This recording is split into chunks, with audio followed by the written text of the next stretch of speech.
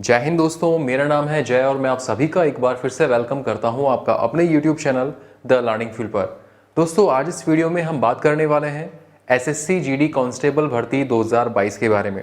जी हाँ दोस्तों, एसएससी यानी कि स्टाफ सिलेक्शन कमीशन ने बॉर्डर सिक्योरिटी फोर्स यानी कि BSF, CISF यानी कि central industrial security force, CRPF यानी कि सेंट्रल रिजर्व पुलिस फोर्स, इसके अलावा ITBP यानी कि Indo Tibetan border police force, इसके अलावा SSB यानी कि सशस्त्र सीमा बल, इसके अलावा SSF यानी कि सेक्रेटरीट सिक्योरिटी फोर्स, इसके अलावा आसाम राइफल्स और NCB यानी कि नारकोटिक्स कंट्रोल ब्यूरो के अंदर सिपाही की भर्ती निकाली गई है। आज का हमारा वीडियो इसी वैकेंसी के बारे में है और इस वीडियो में हम इस वैकेंसी के बारे में डिटेल से बात करेंगे, जैसे कि यहाँ पर इसकी इंपॉर्टेंट डेट्स क्या रहेंगी, साथ ही हम बात करेंगे यहाँ पर वैकेंसी डिटेल्स के बारे में, यहाँ पर आपकी एज लिमिट क्या रहेगी, इसके अलावा यहाँ पर हम बात करेंगे इसके पे स्केल यानी कि वेतन के बारे में, आपकी एजुकेशनल क्वालिफिकेशन के बारे में और इसके कंप्लीट सिलेक्शन प्रोसेस के बारे में, जिसमें कि हम बात करेंगे आपके एग्जाम पैटर्न, इसके PET यानी कि फिजिकल एफिशिएंसी टेस्ट और PST और इसके मेडिकल एग्जामिनेशन के बारे में।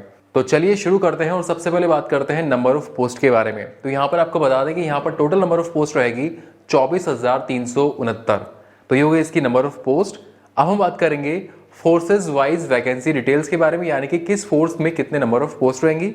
तो यहाँ पर BSF के अंदर टोटल पोस्ट है 10,497, CISF के अंदर टोटल पोस्ट है 100, CRPF में टोटल पोस्ट रहेंगी यहाँ पर आपकी 8,911। इसके अलावा SSB के अंदर यहाँ पर आपकी टोटल पोस्ट रहेगी 1,284, ITBP के अंदर आपकी टोटल पोस्ट रहेंगी 1,613, आसाम राइफल्स में आपकी टोटल पोस्ट रहेंगी 1,697। इसके अलावा SSF यानी कि सेक्रेटरीट सिक्योरिटी फोर्स में आपकी टोटल नंबर ऑफ पोस्ट रहेगी 103 और NCB यानी कि नारकोटिक्स कंट्रोल ब्यूरो के अंदर आपकी टोटल पोस्ट रहेंगी 164। तो दोस्तों ये थी फोर्सेज वाइज वैकेंसी डिटेल्स। चलिए बढ़ते हैं आगे और बात करते हैं कैटेगरी वाइज वैकेंसी डिटेल्स के बारे में।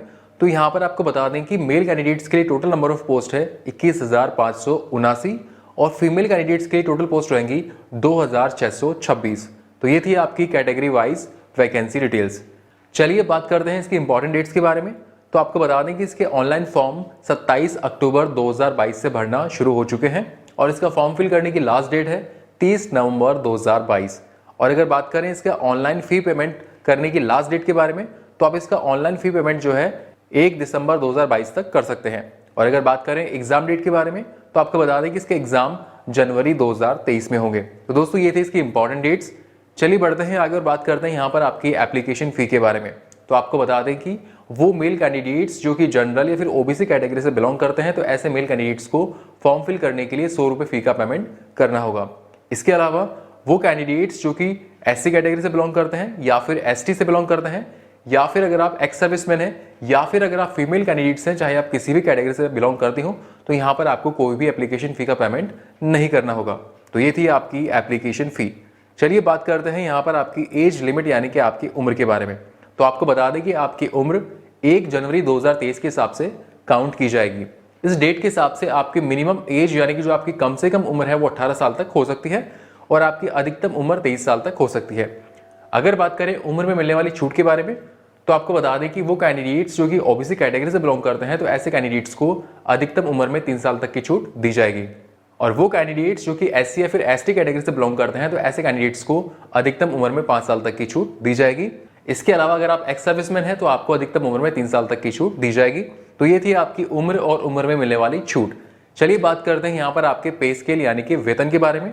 तो यहाँ पर पहले हम बात करेंगे NCB यानी कि नारकोटिक्स कंट्रोल ब्यूरो के अंदर सिपाही पोस्ट के लिए आपके पे स्केल के बारे में। तो अगर आप इस पोस्ट के लिए अप्लाई कर रहे हैं, तो आपका पे स्केल पे लेवल 1 के हिसाब से 18,000 रुपये से लेकर 56,900 रुपये तक रहेगा। इसके अलावा अगर आप बाकी अदर पोस्ट के लिए अप्लाई करते हैं, तो यहाँ पर आपका पे स्केल रहेगा पे लेवल 3 के हिसाब से 21,700 रुपये से लेकर 69,100 रुपये तक। तो ये था आपका पे स्केल। चलिए बात करते हैं यहाँ पर आपकी एजुकेशनल क्वालिफिकेशन के बारे में। तो यहाँ पर आपको बता दें कि इस पोस्ट के लिए अप्लाई करने के लिए आपको भारत सरकार द्वारा मान्यता प्राप्त किसी भी बोर्ड से आपको 10वीं पास होना जरूरी है। अगर आप 10वीं पास हैं तो आप इसके लिए अप्लाई कर सकते हैं। तो ये थी आपकी एजुकेशनल क्वालिफिकेशन। चलिए बात करते हैं यहाँ पर आपके सिलेक्शन प्रोसेस के बारे में। तो इसके सिलेक्शन प्रोसेस में सबसे पहला होगा आपका CBT यानी कि कंप्यूटर बेस्ड टेस्ट, जो कि आपका एक ऑब्जेक्टिव टाइप पेपर होगा, जिसमें कि आपके टोटल 4 सब्जेक्ट होंगे। यहाँ पर आपका पहला सब्जेक्ट होगा जनरल इंटेलिजेंस एंड रीजनिंग का। इसमें आपके टोटल 20 प्रश्न आएंगे और ये 20 प्रश्न आपके टोटल 40 नंबर के होंगे। यहाँ पर आपका सेकंड सब्जेक्ट होगा general knowledge and general awareness का, इसमें भी आपके 20 प्रश्न होंगे और ये 20 प्रश्न आपके 40 नंबर के होंगे।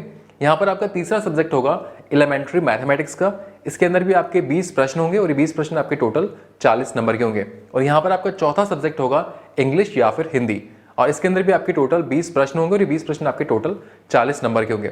और दोस्तों यहाँ पर आपको बता दें कि ये जो आपका सीबीटी होगा, इसको करने के लिए आपको 60 मिनट का समय यानी कि 1 घंटे का समय दिया जाएगा। दोस्तों यहाँ पर आपको बता दें कि ये जो आपका सीबीटी होगा, इसमें आपको हिंदी और इंग्लिश दोनों ही लैंग्वेज का ऑप्शन दिया जाएगा। और अगर बात करें नेगेटिव मार्किंग के बारे में, तो आपको बता दें कि अगर आप कोई गलत आंसर करते हैं तो आपकी नेगेटिव मार्किंग होगी, जो कि आपकी होगी 0.5 मार्क्स, यानी कि आपका आधा नंबर काट लिया जाएगा। और अगर बात करें क्वालिफाइंग मार्क्स के बारे में, यानी कि सीबीटी एग्जाम में पास होने के लिए आपको कितने % मार्क्स लाने होंगे, तो अगर आप जनरल कैंडिडेट्स हैं तो यहाँ पर आपको सीबीटी में पास होने के लिए कम से कम 30% मार्क्स लाने जरूरी होंगे। और अगर आप ओबीसी या फिर ईडब्ल्यूएस कैटेगरी से बिलोंग करते हैं तो यहाँ पर आपको सीबीटी में पास होने के लिए कम से कम 25% मार्क्स लाने जरूरी होंगे। और इसके अलावा जो अदर कैटेगरी वाले कैंडिडेट्स हैं, यहाँ पर आपको सीबीटी में पास होने के लिए कम से कम 20% मार्क्स लाना जरूरी होगा। दोस्तों यहाँ पर आपको बता दें कि अगर आपके पास एनसीसी का सी सर्टिफिकेट है तो ऐसे कैंडिडेट्स को जो है मैक्सिमम मार्क्स के 5% जो है आपको बोनस मार्क्स दिए जाएंगे। और अगर आपके पास एनसीसी का बी सर्टिफिकेट है तो आपको मैक्सिमम मार्क्स के 3% जो है बोनस मार्क्स के रूप में दिए जाएंगे। और वो कैंडिडेट्स जिनके पास में एनसीसी का ए सर्टिफिकेट्स हैं, तो ऐसे कैंडिडेट को मैक्सिमम मार्क्स के 2% बोनस मार्क्स के रूप में दिए जाएंगे। चलिए बात करते हैं सिलेक्शन प्रोसेस के अगले स्टेप के बारे में। सिलेक्शन प्रोसेस में सीबीटी क्लियर करने के बाद में आपका अगला टेस्ट होता है पीईटी यानी कि फिजिकल एफिशिएंसी टेस्ट।